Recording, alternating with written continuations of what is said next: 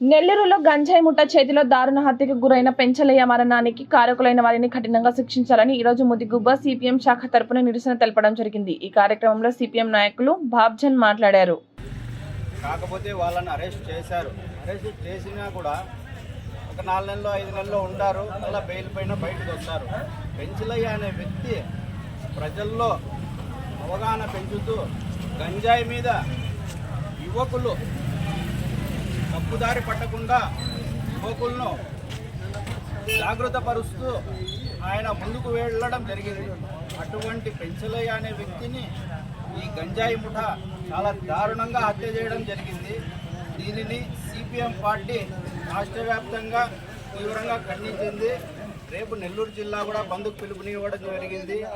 ఈ రాష్ట్ర ప్రభుత్వాలు కానీ గంజాయి నిరోధక రాష్ట్రంగా మారుస్తామని చెప్తున్నారు, కానీ ఆచరణలో అయితే ఇంతవరకు లేదు. కాబట్టి రాష్ట్ర ప్రభుత్వం కూడా చాలా సీరియస్గా తీసుకొని ఇలాంటి గంజాయి ముఠాలను ఏ విధంగా కూడా కఠినంగా శిక్షించాలని చెప్పి సిపిఎం పార్టీ తరఫున మేము డిమాండ్ చేస్తున్నాము.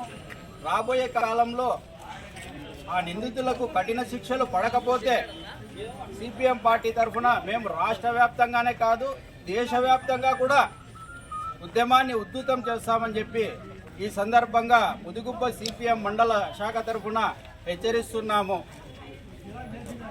జోహార్ పెంచలయ్య, అమర్ రహే పెంచలయ్య, జోహార్ పెంచలయ్య, అమర్ రహే పెంచలయ్య. పెంచలయ్యను దారుణ హత్య చేసిన వారిని వెంటనే కఠినంగా శిక్షించాలి. పెంచలయ్యను హత్య చేసిన వారిని వెంటనే కఠినంగా శిక్షించాలి.